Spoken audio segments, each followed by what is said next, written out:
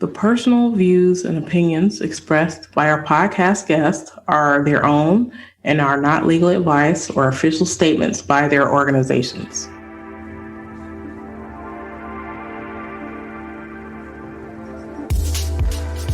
Hello, this is Debbie Reynolds of the Data Diva Talks Privacy podcast, where we discuss data privacy issues with leaders around the world for information that businesses need to know now.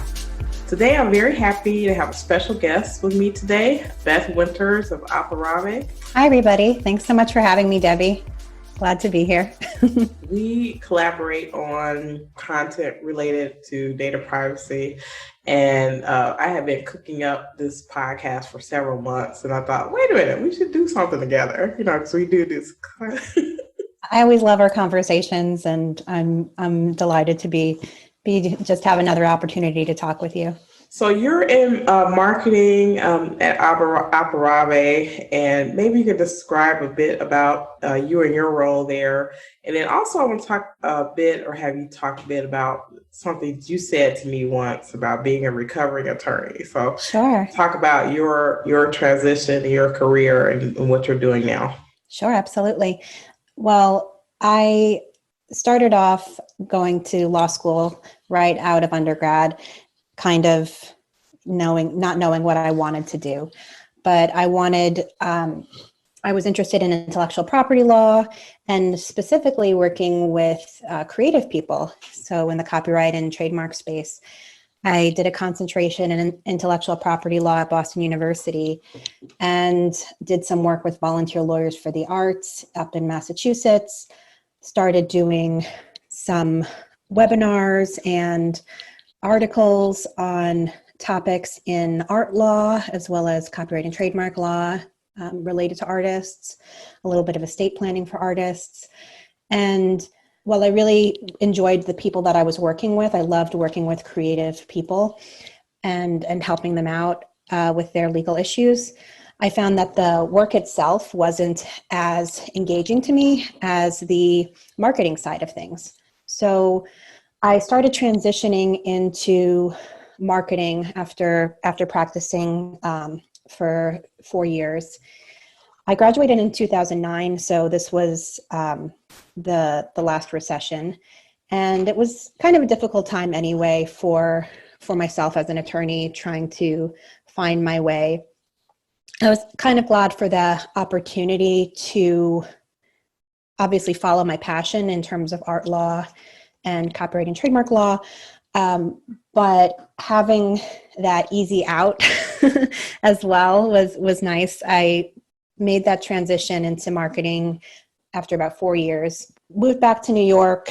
Moved to New York so I could do marketing full time. And I was working with a healthcare practice, doing their marketing. Decided I wanted to get back to tech and working with what I had originally drawn me to the law was, working with creative people, working with new innovations and protecting those innovations. But from the marketing side, so starting to promote those innovations as well. To do that, I went back and got an MBA at University of Texas here in Austin, and really was excited to make that pivot into product marketing, which I felt took a lot of the skills that I had as an attorney, where you need to be able to make a compelling argument and anticipate objections, think about what your audience is and what they need, and try to be specific for them. So right out of the MBA program, I started working with a startup here in Austin called Disco, and that's a legal tech company in the e-discovery space. I was really enjoying bringing my subject matter background as an attorney, working with a legal tech company, as well as my passion for marketing. It's been a great combination for me. And worked with Disco for a little while, worked with another e-discovery company as well. And now I'm with Aparavi, which is more of actually an IT product, but it has a lot of applications within data privacy and compliance, some applications for e-discovery. So it's been a great fit for me to be able to write about those subjects and bring in my background as an attorney, but think about the different audiences that our product is geared toward, both in the business community, IT, as well as legal and compliance. So I feel like you have exposure to privacy in at least two ways that I can think of. So one is definitely having a product that can help people with sort of privacy issues, navigating in terms of being able to locate data and be able to take action on data, but then also from a marketing perspective, where I feel like, especially since the GDPR has come out, like the marketing folks, I feel you kind of bear the brunt of trying to adjust to all these cookies and all this other stuff. So tell me a little bit about your feeling about that. Well, I think it's a really fascinating space to be in right now because the landscape is changing so quickly. There's a lot of new laws that you need to be aware of, both as a marketer and as an attorney, if you're an in-house counsel. So it's been fascinating for me to have that front row seat to see all the changes coming down the pipeline, starting with GDPR, CCPA, now the CPRA, and different states are starting to adopt their own laws. So I love just having that ability to always learn new things. But I think it's also important as a marketer to be flexible and adaptable. So you need to be open to changing and using new technologies. And in my role right now, we are working on a website redesign, and we are starting to make sure that our website is going to be in compliance with these new data privacy laws, with the ADA accessibility requirements. So it's interesting for me both as an attorney and as a marketer. I think there's a lot to absorb and a lot to know, and it's hard to piece it all together, but once you do, it's very rewarding. Yeah. I don't know. I think one thing that happened around the time the GDPR came out, I'm a secret webmaster. I don't typically tell people that, but because the back end of how things work and how the data flows work has always interested me. But one thing that's always annoyed me is when GDPR came out, all these companies started throwing out these cookie banners. So mostly it was because at that point, a lot of companies couldn't tell whether a person from the EU or not. So that meant that everybody's like getting all these cookie banners. And there aren't any laws here that say that you have to do that. But, I feel like even when I'm in the US, I get way more cookie alerts than I do when I'm out of the country. Because at least in the EU, they can only ask you certain things a certain amount of times. They can't ask you like 20 times. Right. No, it's not. Yeah. Now it's every time you go to the web page, like the home page, or go to the next page, it's asking you for another cookie alert. Yeah. It's pretty annoying. It's very annoying. I wish we can get past that because especially in the US, we're more, when I talk to my European folks, I have to, explain to them that the US is more of a notice country as opposed to a consent one. It's like we had this thing in Chicago where many years ago that some ice fell off a building. And so like now a lot of the big buildings, they have signs like, beware of ice falling, so it's like. They don't actually fix the problem. They're like, they put a sign up and say, oh, watch for falling ice or whatever. So you can do most anything here if you give people notice. And it's not really, you're not asked to consent. Like you can opt out. Like there aren't a lot of things where they force you to opt in, here. Right. It's more of an opt out, the United States, whereas Europe is more opt in. Yeah, totally. So it's so funny because when I talk to the European people, especially I work with companies that are like in Europe that are trying to move to different markets. So a lot of times they don't understand about, they're like, oh, well, you have to get the person's consent. I'm like, no, you actually don't. You just have to let them know. That's pretty much it. That's how things go. Yep. It's like do at your own Yeah. risk. But yeah, I'm hoping that people that in the US, we don't need that many cookies. It's just ridiculous. Cookie banners. It's outrageous. There are no laws here for that. In the US, I think we've always had a lot of contracts. It's like such a contract-based society where you have to sign away your rights every time you want to do something. And people are kind of used to it here. They're just like, okay, I'll just click this and not even read it. And there's, you have that with any software like the click wrap and the shrink wrap notices. It says to scroll down and read the whole thing, but nobody ever does. So I think it's just like one of those parts of life that everybody is used to now. So we don't notice it as much until you go to another place that doesn't require it. Yeah. Well, and then Apple is rolling out for their people who put apps on their platform that they have to use this nutrition label. It's supposed to simplify what their privacy stuff is like. So I would love to see more stuff like that because I don't think anyone wants to read 80 pages of privacy. No. I mean, and I've seen that here in my job as the solutions marketing manager. We'll get stuff back from our outside counsel, and the contracts that they send us are just so long, and it's a lot of legalese.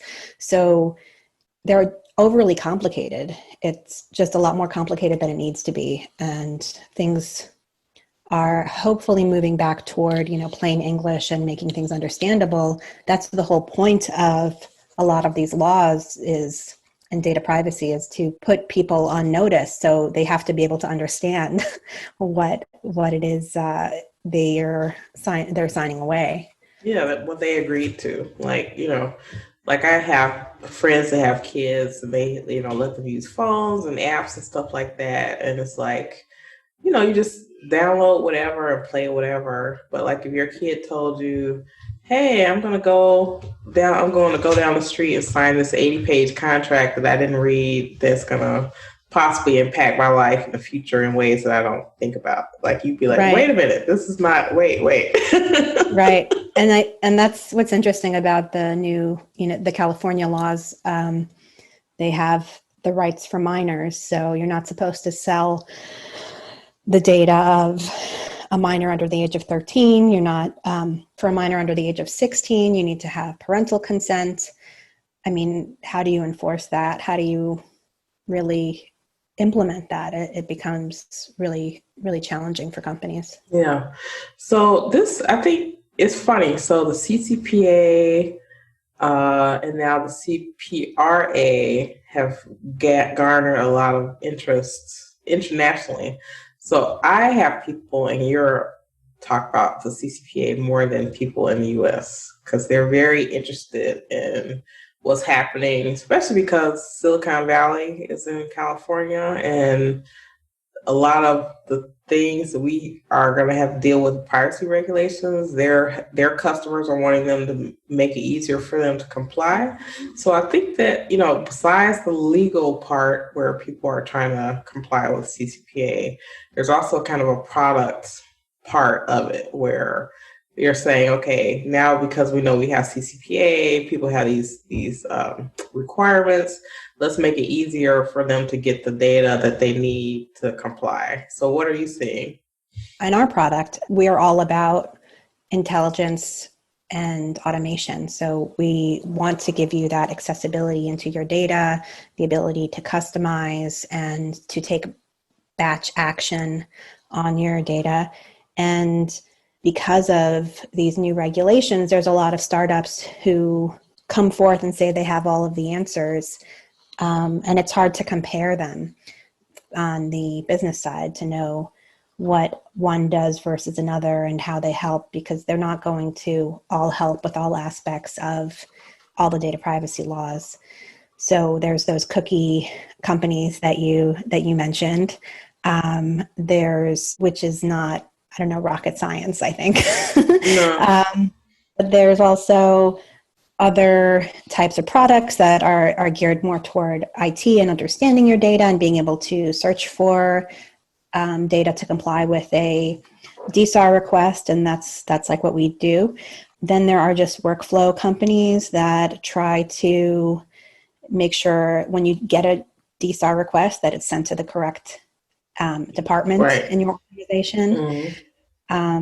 There are those mapping type of programs that we've talked about before that really are more of a manual process where you're visualizing where your data lives, but you have to manually enter in what that data is. So it's getting to be a pretty crowded space. And right now with the pandemic, I think some of these companies are consolidating, and we're seeing a few leaders pull forward. So it's definitely still in flux, and it's still a newer emerging market, just since GDPR, really. So when that was passed in 2018, so it's only been 2 years that this market has kind of emerged, and I love having that front row seat just to see what everybody's bringing to the table. Yeah. I wonder, so CCPA has been very confusing. So CCPA is funny. So the CCPA is extremely prescriptive in ways that people are kind of annoyed with. Like it says, put this button on your website and it has to say this, where GDPR isn't as prescriptive, and people are upset about that. They said, They don't know it's what too to general. do. It's too general. I can't really like interpret what that is. But from your point of view and your clients, because the CCPA, I feel is, to me, it's a tough regulation because there are just so many parts and pieces, and you have to figure out, like, does it apply to me? Does it not apply to me? If I make more money, will it apply to me? If I have, this customer moved, they were in Illinois yesterday, now they're in California, and all this type of stuff. What are you seeing as people's biggest data challenge or challenge in general with CCPA currently? In terms of data, I mean, it's just knowing what you have that's really challenging. People have trouble locating the unstructured data, which is the data that sits outside of databases. There's so many different data sources that and storage locations that businesses have.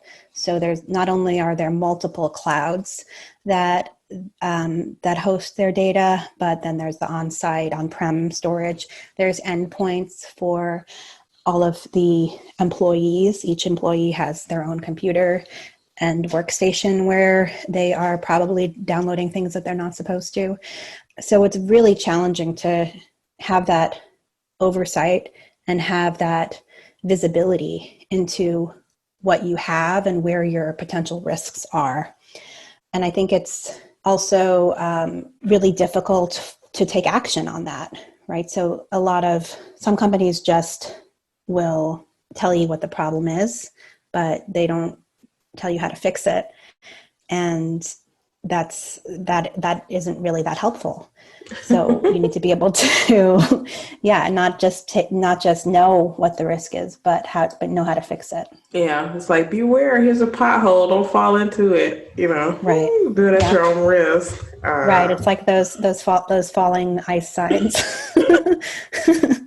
Yeah, I agree. So I feel like, I don't know, when I saw the CCPA came about, in a very unusual way, with it being sort of a threatened ballot initiative, and then they had to create a law, and then they sort of tried to winnow the law down, and now we have CPRA that was a ballot initiative, so even though they can change it, they can't make it less stringent than it is. So it's California's been really interesting over the years.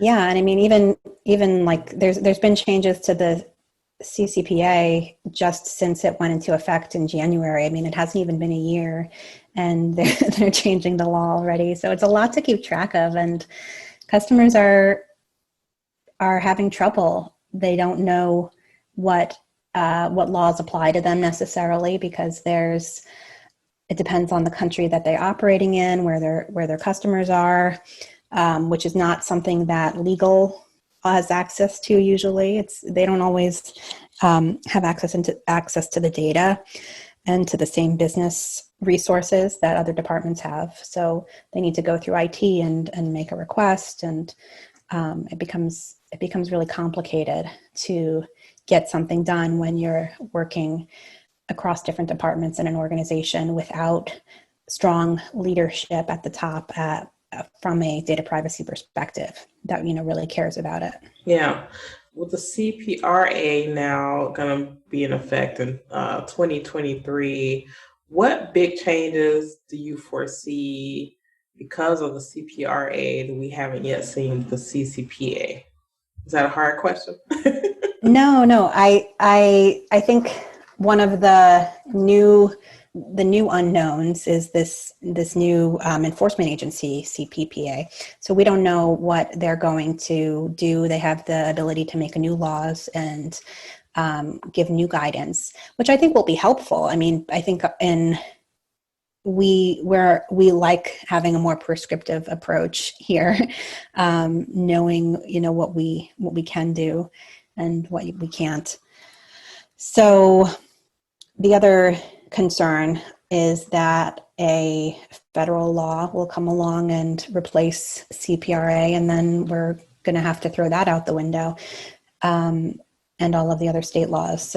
So it's really a lot of unknown, and that is a big challenge. How do you stay flexible, and how do you implement a solution that can adapt to all of these new changes that are possibly coming down the pipeline? But from my perspective, I think the CPRA, it's clarifying a lot of things that CCPA didn't get right the first time, or that was too vague. It's also, especially in terms of litigation, right? How can you bring a lawsuit under this CCPA? It hasn't been clear. That's still making its way down the pipeline. That's a little bit clearer. In CPRA, they talk about what some of the definitions are more. There's a new definition for sensitive private information, sensitive personal information. So I like that there's a little bit more clarity, but like I said, there's more complexity and additional unknowns. Yeah. The thing that was very eye-opening or eyebrow-raising with the CPRA to me was the ability for a person to be able to request an edit or update to their record. Right. I told someone else about that, and they were like, what? Oh, this is insane. So people who are under GDPR, they're familiar with that because that was already in there. And for the California law, it was purposely left out because they knew it was like super hard. Like it's easier to delete something than to say, here's this data. How can you change it? And a lot of companies don't have like either the staffing, the process and procedure in place to actually be able to serve up that data in a way that a person could edit it. So to me, that's all the more reason to go through your data right now and be able to get rid of things that you don't need, because I had a cybersecurity person say this. It made perfect sense. It's like, the less stuff you have, the less stuff we have to protect.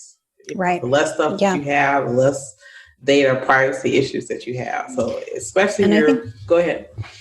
No, I think attorneys are becoming more understanding of that. There has historically been this mentality around big data that the more the better, that, let's keep everything forever because you never know when you're going to need it. But being able to winnow that data down into what is necessary, what is usable, what suits your business purpose, makes a lot of sense to me. So there's this proportionality requirement under the CPRA, which you have to make sure that the data that you are collecting for a specific purpose, it's proportional to the need, to the business need. That makes, that makes sense to me. And I think speaks to this change in perspective about data. It's not something that you should be hoarding.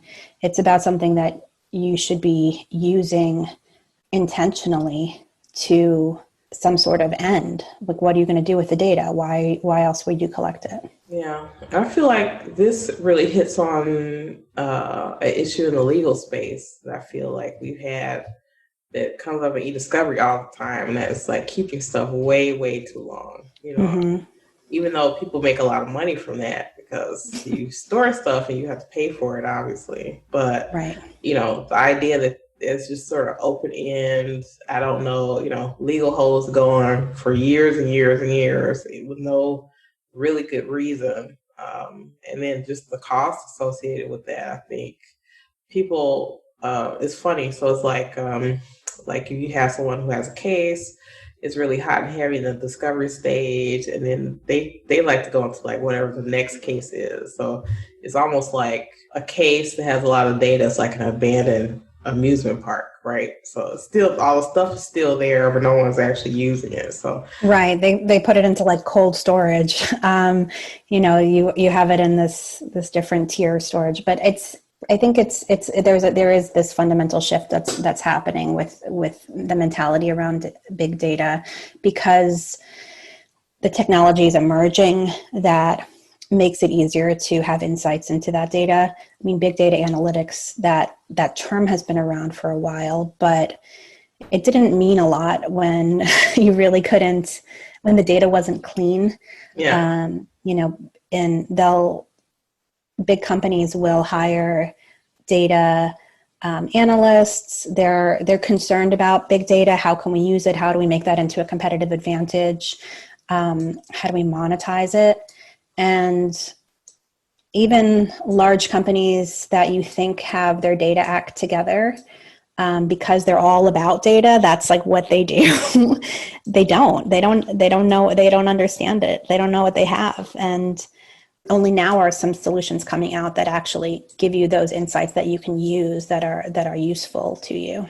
Yeah, I always say, and my European counterparts don't like this phrase, but people say like data is the new gold, because to them, data, especially data about themselves, is very personal. It's about sort of a human. And they don't like the idea of like the commoditization of data, even though that's exactly what's happening.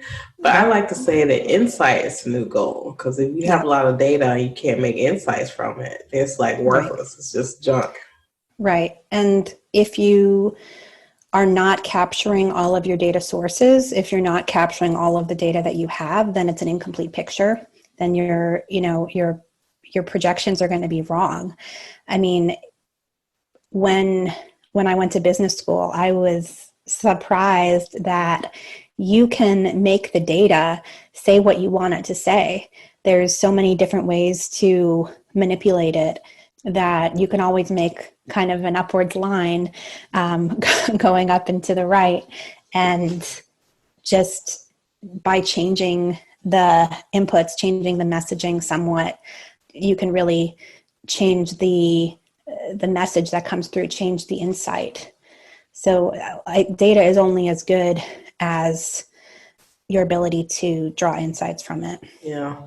I hope that people are not, or try not to be digital pack rats. So I like to call, sometimes when you talk to corporations, it's like hoarders, the corporate edition. It's like, we have data on top of data on top of data, copies on top of copies, stuff in back rooms, stuff in, especially the cloud now, it's easy, so easy for someone to like go into the cloud, put data there. And a lot of companies are having problems like shadow IT, where their data sources they don't even know about, the people created, or they thought, this data's deleted. Oh, but marketing has they have all the emails or whatever. So that's like always a challenge. I would love to know, what are your thoughts about the possibility of there being a federal data privacy law in the U.S.? Is it going to happen? Not going to happen? Gosh, I mean, having anything, get through legislation on the federal level has been a challenge over the past 4 years. Like, there's just been so much conflict. I think it'll really depend on, the elections that are still pending to know what the Senate makeup is going to be. If we can, if Democrats can push through more legislation. But I think the Democratic House is more interested in those type of laws, and they've put forward some proposals in that space. What I think is interesting too is, I mean, you see that from the hearings that they did with Facebook and Mark Zuckerberg, that they don't really understand data or social media. I mean, they're like, what is the Twitter? They have no idea. So they need that type of education first, I think, before they know that it's an issue, right? Because of the elections, because of things that have been happening with Cambridge Analytica that are very newsworthy, but it's bridging that like education gap. And that's very much true for attorneys in general, in general counsel in-house. They don't understand always the full scope of the issue. They don't always understand the full scope of the technology. And it's not something that might be something like typical legislation where you kind of negotiate both sides of the table, right? You're going to want to be prescriptive. You're going to want to understand all of the facts and make sure that you're protecting the interests of the public. Because if there's a loophole, then that doesn't serve anybody. Yeah. So if you had your wish, if it was the world according to Beth and everyone listening to everything you said, what would your wish be for like data privacy, either in the US or in the world? I would really enjoy everybody understanding the importance of data privacy and how everybody within an organization needs to be a data steward. Everybody within an organization should be responsible for their own data, and keeping a clean house, that not all of the responsibility can fall on IT because they don't have the legal background. They don't have the compliance side of the house, and not everything can fall on legal and compliance because they don't know as much of the technical side. They can't implement. There really needs to be a bridge between all departments so that you really can work cross-functionally at a high level to implement change and to make sure that you change the culture of your organization and society in general to be more understanding of the risk and the potential benefits of data. That's a fantastic answer. I love that. It's funny. So I asked everyone on the podcast this question. I don't think I've ever gotten the same answer. And they're all good answers. These are all, we need to put you guys in Congress or something. So you can answer this question. But I'll let you know when I'm running. That's right. I don't know. I feel like so many organizations have all these silos, so there's like the IT silo, there's the legal silo, there's compliance, and privacy can't be siloed in that way. Like, you can't solve this problem unless you're connecting and you're communicating. And not everyone can know everything, but you need to be able to have people who can talk to those issues and talk and work across all these different groups and functions to make sure there's more cohesion. But that leadership has to come from the top. I mean, it's not going to be anything that you can implement from the bottom. Everybody can be a data steward, but if the leadership within an organization doesn't understand the importance of it, doesn't value it, then that culture is not going to be there, and it's not going to support that program. Wow, that's great. Look at you. Those little pearls of wisdom you put down there. I love that. Well, we're coming to the end of our show. This was great. I'm glad we had this conversation.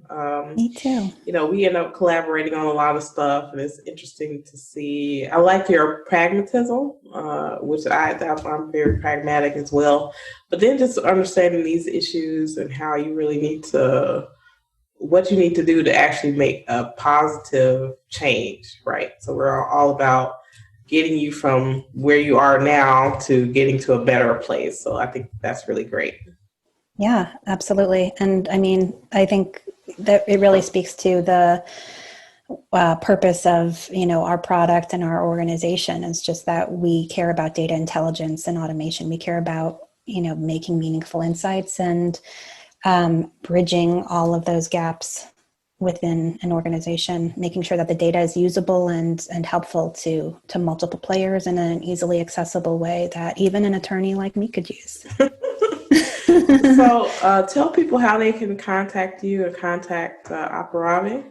Yeah, absolutely. Well, you can go to aparavi.com, aparavi.com, and click Get Started. You can also follow us on LinkedIn, and we have some Bright Talk webinars that we do pretty frequently. So if you're interested in more continuing education, check that out. We also have a free version that you can download on the Microsoft Azure Marketplace. So lots of ways to get started with a free trial and free data assessment, and we hope you'll take advantage of it. Great. Well, thank you so much. I really appreciate this, and we'll be talking very soon. I look forward to it. Thank you. Bye. Thanks so much. Bye.